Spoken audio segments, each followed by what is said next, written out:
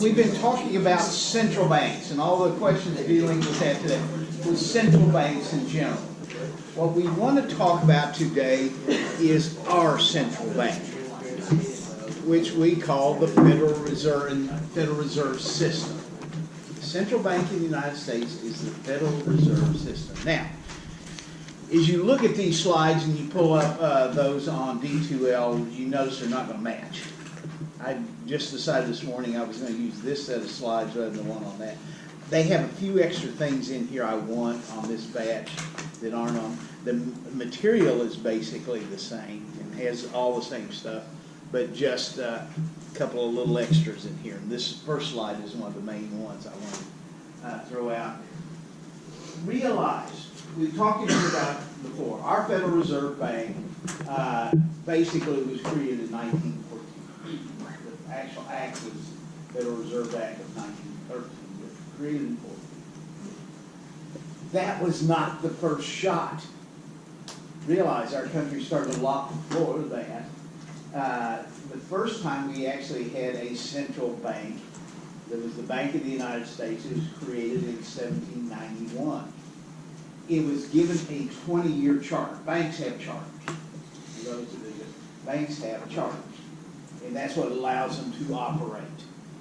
We said, as I mentioned before, banks in general are heavily regulated. So you just can't, like any other business, you can go start a business and do all the various things. You can't go start a bank. Can't do it. You've got to get a charter, and there are two ways to get charters, which are states and national charters. But realize you got to be chartered. Well, they chartered a bank for the United States, and they gave it a 20-year charter, so it could operate for 20 years. And at the end of the 20 years, they said, no more. We're not going to do this. So it stopped. It stopped. Now, realize, we talked about what the purpose of central banks is. Currencies, regulation, overseeing, lender of last result, operations, all this kind of thing. People say, who cares? Don't need it. We can do it without it in that situation. So they went a little bit longer, and they created a second one, 1816, 20-year charter. Guess what? Into 20 years, don't need it. And realize we went on for quite a while. So realize that ended in 1836. It wasn't until 1913 really that we cared. We went a long time without a central bank when you look at our history. So realize, all kinds of currencies from states, currencies from banks, all kinds of different things. No central currency during that time frame. So finally they decided to do it again. Do it again. And part of what happened in the late 1800s is, I pointed out, the movie, highly recommend to you see when it comes on. It's called A Wonderful Life.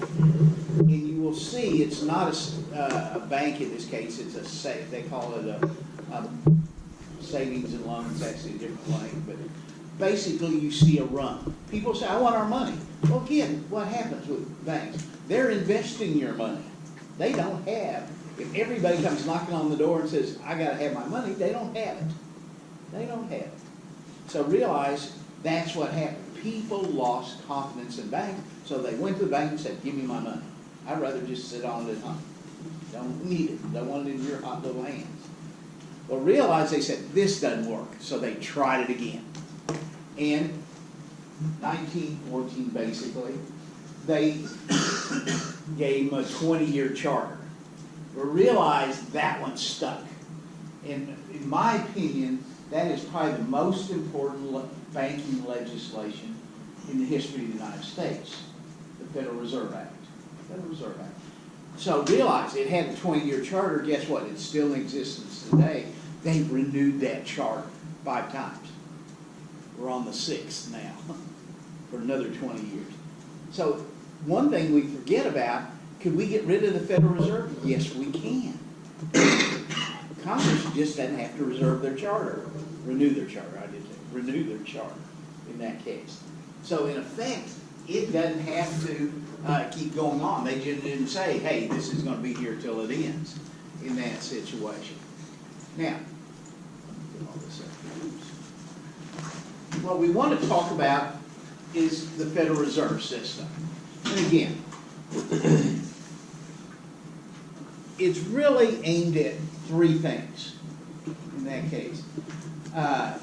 Again, we had business interests. And business interests include bankers out there, again, commercial, private bankers. We had to worry about states in that situation, and then government. So again, it's divided that way and it's split up so it answers to all three of those areas. So we'll deal with that. Basically, Federal Reserve is broken down into three components, and we'll talk about those in just a minute. So, three major components. So when we talk about the Federal Reserve System, it is a system. While it serves as our central bank, there are three parts to it. And we're going to talk about those in just a second. Realize, as I mentioned earlier, to be a bank in the United States, you have to have a charter. And there's two ways to get charters. You can apply to the federal government and get what we call a national charter. National charter. If you ask for and are granted a national charter, you're automatically a part of the Federal Reserve System. You're automatically a member. Now, the other way to get a charter is through states. States are allowed to grant charters. If you are chartered by a state, you have the choice. You can be a member of the Federal Reserve. You don't have to be a member of the Federal Reserve. I will tell you most of them are. Most of them are. So there's some advantages we'll talk about in a little bit in that particular case. But let's talk about the Federal Reserve System. The first part of this is Federal Reserve banks. Federal Reserve banks. Now, you realize there are 12 of them, by the way. The United States is divided into districts, and there's a bank in each district. Bank in each district. So realize, for our part of the country, it's in Dallas. You can go over there, Federal Reserve Bank of Dallas. But there are 12 of them in that particular situation. Now, you've got to look at this map a little carefully. Yeah, look at it, and you notice that districts 9, 10, 11, and 12 are huge. Huge. Shape-wise. They're about half the country, and that's 4 of the districts out of the 12. But realize this was put together when? 1913, 1914 time frame. Guess where everybody lived in the United States? The east side. Yeah, basically east of the Mississippi River. So realize that's why it was put together. And the key thing is, again, one of the things it had to react to is political pressure and everything else. Well, everybody lived that way. So I promise you, the senators and congressmen and all that kind, there were a lot more of them there, and they had a lot more say. So this map was drawn way before. I mean, again, the two most populous states in the United States are California and Texas. And compared to, look at New York and Philadelphia and everything else, a little bit in that case. One state in each of those cases. So realize, the world has changed immensely. This didn't change. Didn't change. Now, one other unique aspect in this situation. Let me pull all this up. A couple of interesting things. When you put it together, some of the cities were obvious where there's going to be one. Boston, Chicago, New York, Philadelphia, St. Louis, San Francisco. Those were the big cities. Those were the big cities in that case. So realize it was pretty obvious. It was kind of hard to figure out where the other ones would be in that situation.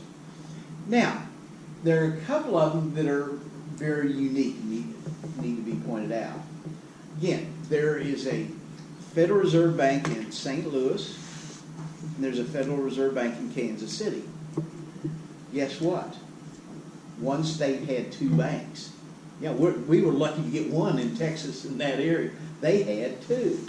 Realize when they were putting this together, the senator from Missouri was one of the most powerful people in the country He said, we get 2. And they got 2 in that case. Another one that's out there, again, these are all, let me back it up. I want you to take a look at this. Sorry.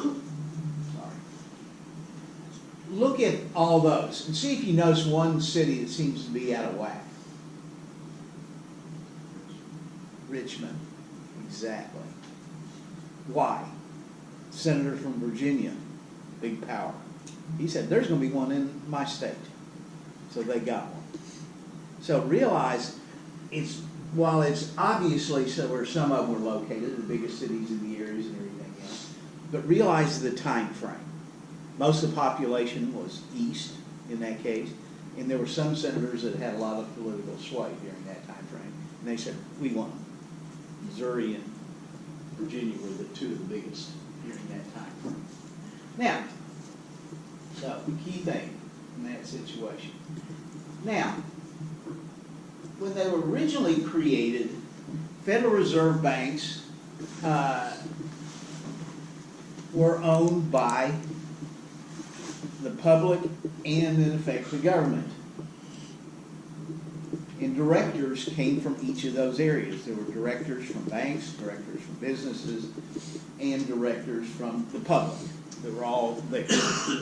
Now, the basic thing that happened was, while, again, they were privately owned, they were run for the benefit of the government. Run for the benefit. So, again, we always say quasi-public was the term we used in that case. It just basically meant, yeah, they were owned by private, but they were run for the benefit of the government, period, in that case. They no longer do that. They're just government at this point. Don't really deal with that. But we had different levels of directors. The first bank I ever worked for, our chairman of our board was on the board of the Federal Reserve Bank in Dallas. He was one of the directors during that time frame. So, key thing. Now, let's talk about those Federal Reserve banks and what they do.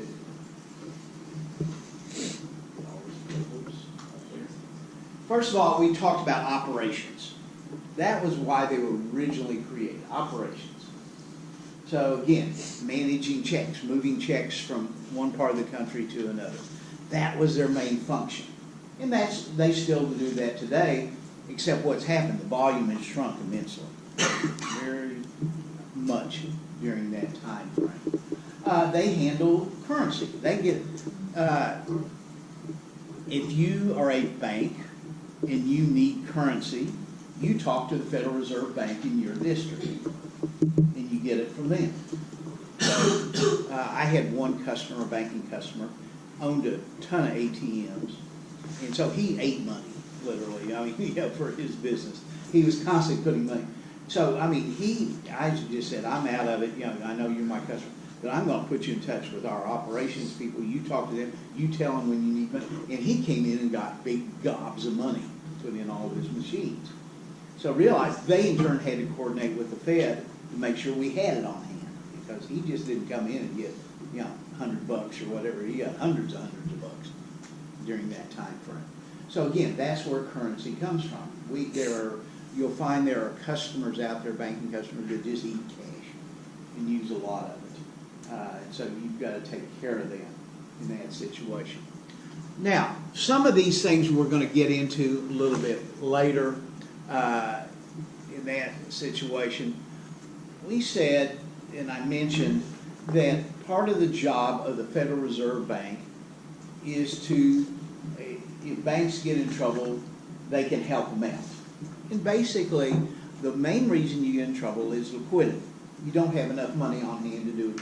Either people are coming in and say, we want our money, and you've got yours tied up in loans, whatever the reason happens to be. The term you will hear is the Federal Reserve is the lender of last resort. Their job is to help banks that have problems in that situation. Mainly liquidity problems, and they loan them money. So we'll hear terms about discount loans, discount rate, and we'll be dealing with that a little later. But what happens is, if you are a bank and you're one of those that is having problems and you need loans, the people you deal with are your district bank. You don't go to Washington and deal with the Fed, as we say. So again, part of their job is to interact with the banks in their area. Now, it didn't show on that map, but realize particularly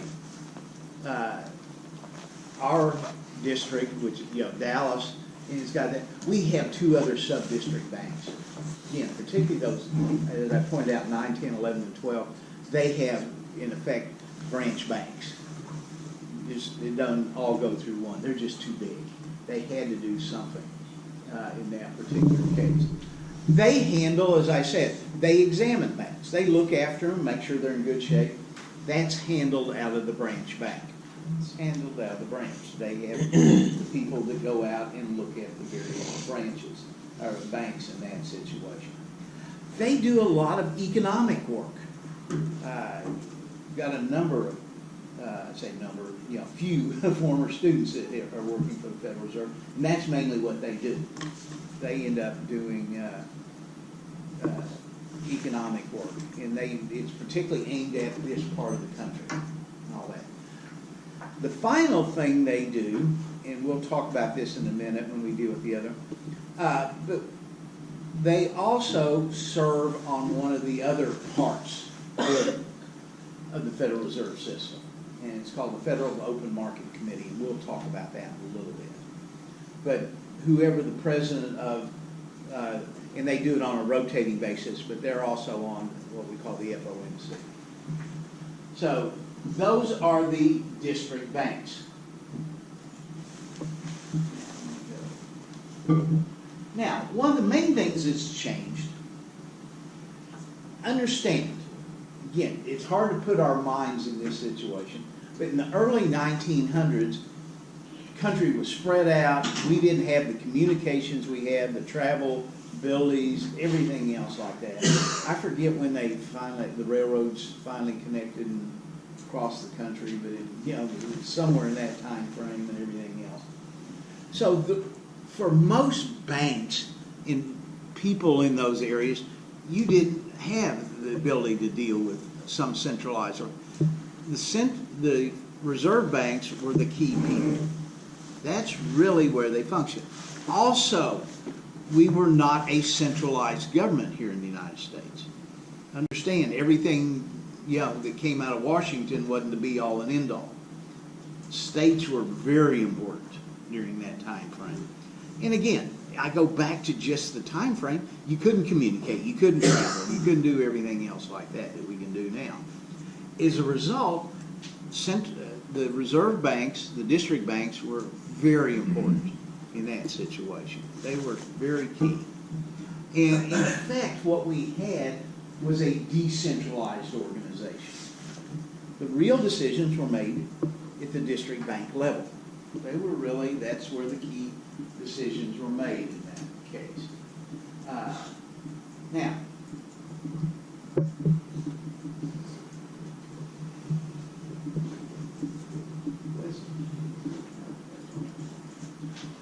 okay, second key part is the Board of Governors. The Board of Governors consists of 7 members, potentially 7 members. We've been at 5 recently, so 7.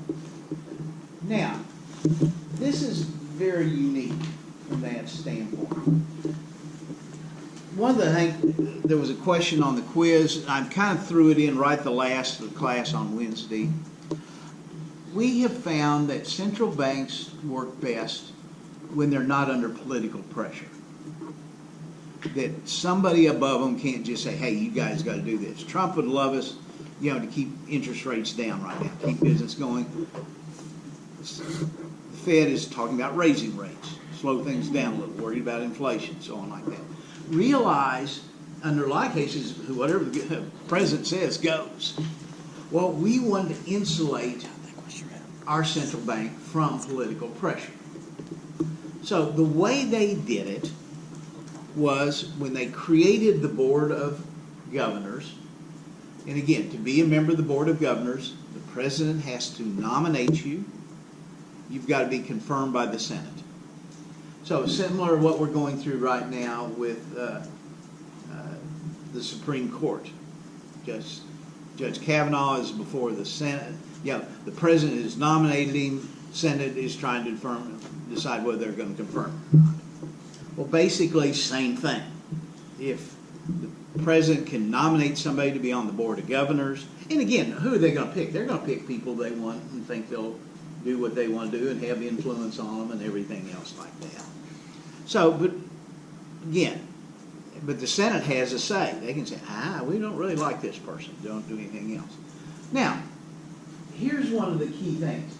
And again, dealing with Judge Kavanaugh right now, should he be confirmed by the Senate and become a member of the Supreme Court, how long can he be on the Supreme Court? Life. For his life, for as long as he wants. Doesn't mean he has to die in office or die as a judge, but he can go as long as he wants. In that case, it's a lifetime job. Lifetime job. And part of the idea is we want them to be able to, make decisions in the best interest of the country, everything else like that, and not subject to political pressure. Say, hey, I don't like that one, you're out. Don't want to do that. Well, they decided not to do that in this case. Well, not quite to do that. Give them a lifetime job. Now, realize there are certain judges, Supreme Court, Federal District Court, so on like that, that are lifetime jobs. Those are pretty good. This is fairly close. You get a 14-year term. 14-year term. So that's, in political terms, that's probably a lifetime job. Because realize you can go through several elections and still be there. So that's the main way they insulate them from political pressure. They give them a long time. Give them a long time in that situation. And they stagger the terms. They're not all up at one time, so one president gets to name all of them. So they're staggered so different presidents have different shots at coming up with people to put on in that situation. Yeah. Do members have to work 14-year terms, or can they retire early? Yeah, you can always quit. Okay. Or you can always die. It doesn't mean you have to do it for 14 years. That's your choice. But again, they can't. The president, Congress, they can't just say, you're out. Mm-hmm. So that's the thing. It keeps them from having to worry about, the main thing is if we have elections and a new party gets in trouble, they're going to boot everybody out. Well, they can't boot everybody out. They can put some of the people in they want, but not all. So that's one of the key things. Now, within that, the chairman of the trustees serves a 4-year term. So they can change those a little more often in that case. And sometimes some serve longer than a 4-year term. They can be reappointed. When Trump came in, there's the chairman of the trustee, or chairman of the governors, was a lady named Janet Yellen. I bring her name up in March of next year. She will be coming and speaking here at TCU. Big coup to get her to come here. So I forget the exact date, but in March. We have a investment strategy conference every year, one-day deal, and she's going to be the keynote speaker. So she was it. When Trump got in, her term was up. He said, I don't want you. I want somebody else. He put somebody else. So they've got 4. But again, we've had others that have served multiple terms. They've been there more than 4 years in that case. Hers just so happened 4 years in that case. So choice in that situation. Again, all kinds of backgrounds. I will tell you most of them tend to be economists. Most of them tend to be economists. Janet Yellen is a PhD in economics. The current guy, I don't think he is. I don't remember what his background is. He was a Wall Street guy background. But, I'm not sure. Most of them are, economic backgrounds. A lot of times from academic backgrounds. So we get all kinds of people in that situation. The one before Yellen was Ben Bernanke, and he was, again, PhD in economics, well respected, all that kind of thing. So, different choices. But realize the Board of Governors in an organization would be like the Board of Directors. So those are the top dogs. But realize when this thing was first created, they were more advisory. experts and all that kind of thing. They had some things they could make decisions about, but realize most of the activity was at the district level, the district banks. Well, realize what's happened today is we are at a central organization. The Board of Governors is the top dogs. They have a lot to say in that situation. And we like them to say it. They are constantly being called before Congress to talk about what's going on. They give speeches. Whatever they have to say, we listen a lot during that time frame. So, let me go through what all they do. Again, we're going to be talking about monetary policy and all that, but they are the one that basically sets monetary policy. Now, they have people, committees that advise them and give them ideas and all that. We had a gentleman that I've given you the last several ones, a guy named, before Bernanke was Alan Greenspan, and he was one that liked to do, he was an economist by background, he liked to do a lot of his own research. They have staffs that do all kinds of research for him and give him all kinds of information. But he liked to do a lot of his own in that case. He was unique for that. He'd go off and do everything. So there are various things that they control, and we'll be talking about some of those. And let me just, reserve requirements, discount rate, we'll be talking about those terms a little bit later in that situation. So again, their influence is not only here in the United States, but in many cases it's worldwide. So again, they're the experts supposedly in that case. We want to know what they say, so Congress, like I said, is always asking to come in and speak to them and that kind of situation, what's going on, and so on. One of the other interesting things that they're responsible for, that something that we normally don't think of, when we go back to the 1930s, in that time frame, again, we talk about the Great Depression. One of the things, and it's given a lot of credit, it wasn't really the defining factor, the circumstances were in place. But we had a big stock market drop in 1929. You'll hear the term Black Friday and all this kind of thing. The stock market, and realize the Dow was, like in the 1,000 area, compared to 26,000 now. But it dropped substantially, particularly in one day. So you'll see pictures of people jumping off buildings and everything else. Well, part of what they felt about that during that time frame, we haven't talked much about stocks, but let me throw this at you. There's this thing called margin. And what we mean by margin with stocks is you can borrow some of the purchase price of a stock. So basically, if you're spending $10,000 to buy some stock, you can borrow some, or certain amount of that, and you put up some, you can borrow the rest in that case. That's called margin requirements. Well, realize margin requirements during that time were you could borrow up to like 80%. So realize a lot of leverage involved. So, you only had put up 10-20% in that particular case. So you weren't, putting up a whole lot of your money, you were using a lot of other people's money and all that. When the market dropped very substantially, people didn't have the ability. All of a sudden, people were calling the loans and pay up during that time frame. So again, people felt there was too much speculation in the market. People were buying stock mainly because they didn't have to put up a whole lot of money in that case.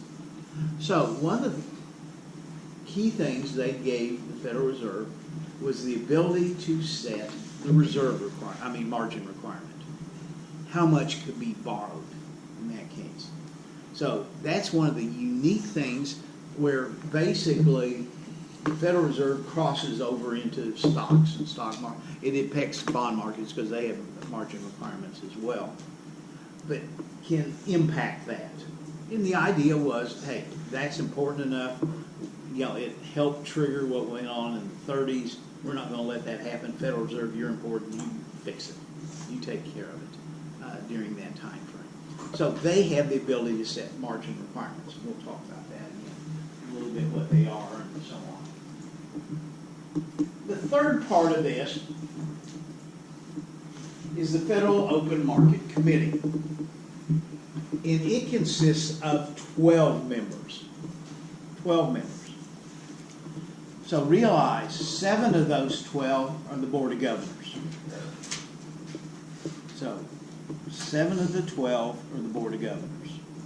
So that leaves 5 others.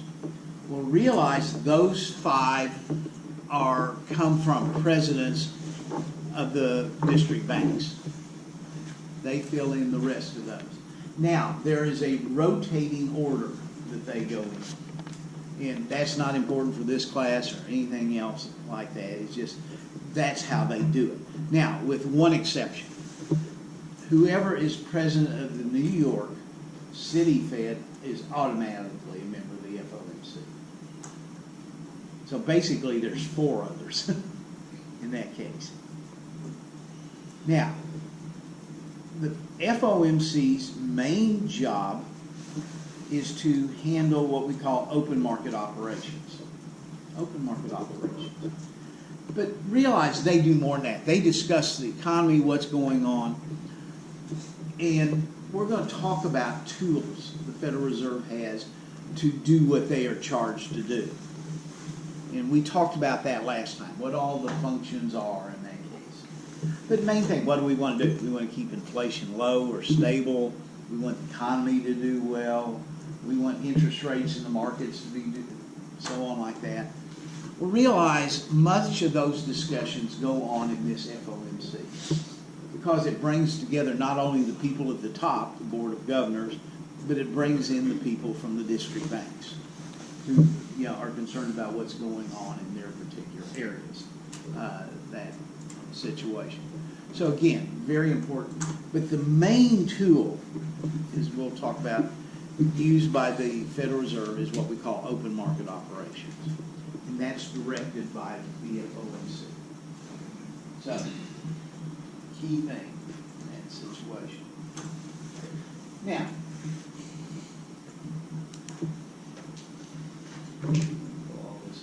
a little bit of history in this situation. Again, early on, decentralized organization.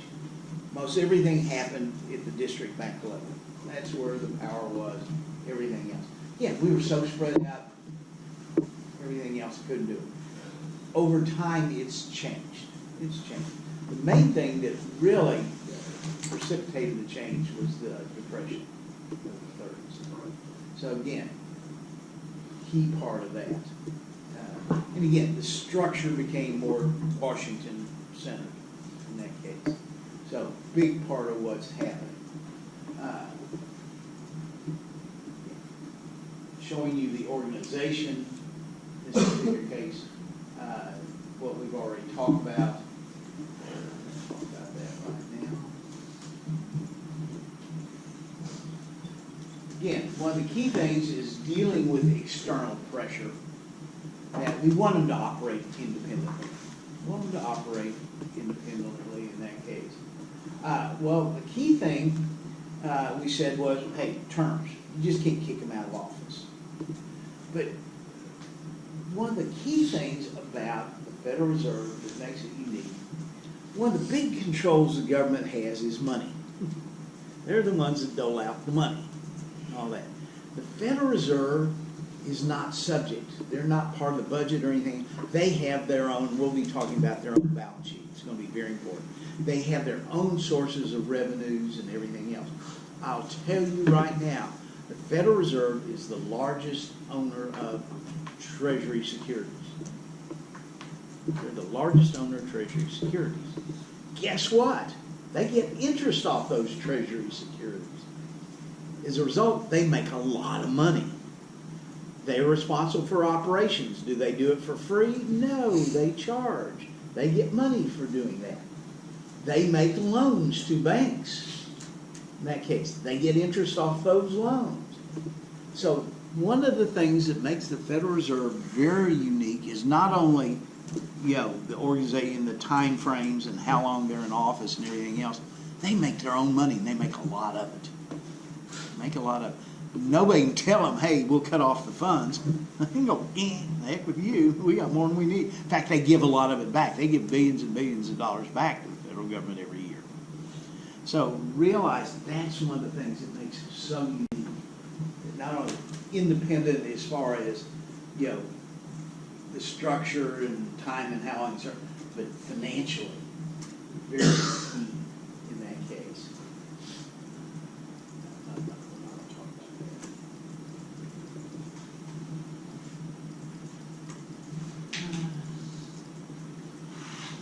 Let me switch over to the other one.